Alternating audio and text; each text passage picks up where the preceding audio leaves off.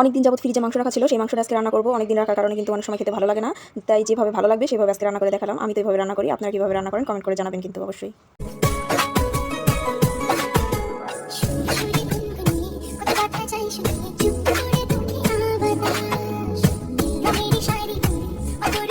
প্রথমে আমি কড়াইতে তেল দিয়ে দিয়েছি, সয়াবিন এবং সরিষা দুইটা তেলে দিয়ে দিয়েছি একসাথে। একসাথে দেওয়ার কারণ হচ্ছে সরিষা তেল দিলে কিন্তু গন্ধটা মানে চলে যায়, মাংসের ওরকম থাকে না।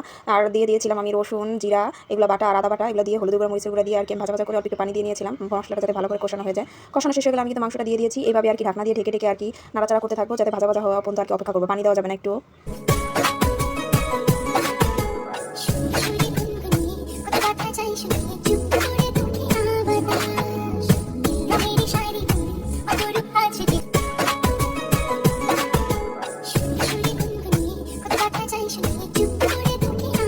মাংস কষানোর সময় কিন্তু আমি কোনো রকম পানি ইউজ করিনি। মাংস থেকে যে পানিটা বের হয়েছিল ওইভাবে আস্তে আস্তে করে আর কি মাংসটা ভালো করে ভাজা ভাজা করে নিয়েছি। তারপর আমি গরম পানি দিয়ে দিয়েছি, গরম পানি দিয়ে ঢেকে দেবো কিছুক্ষণ। দেওয়ার পরে আর কি আপনি যতটুকু ঝোল রাখবেন সেটা বুঝে তারপর আমি লাস্টে আর কি গরম মশলা গুঁড়ো আর জিরা গুঁড়ো দিয়ে জাস্ট আমার মাংস রান্না রেডি।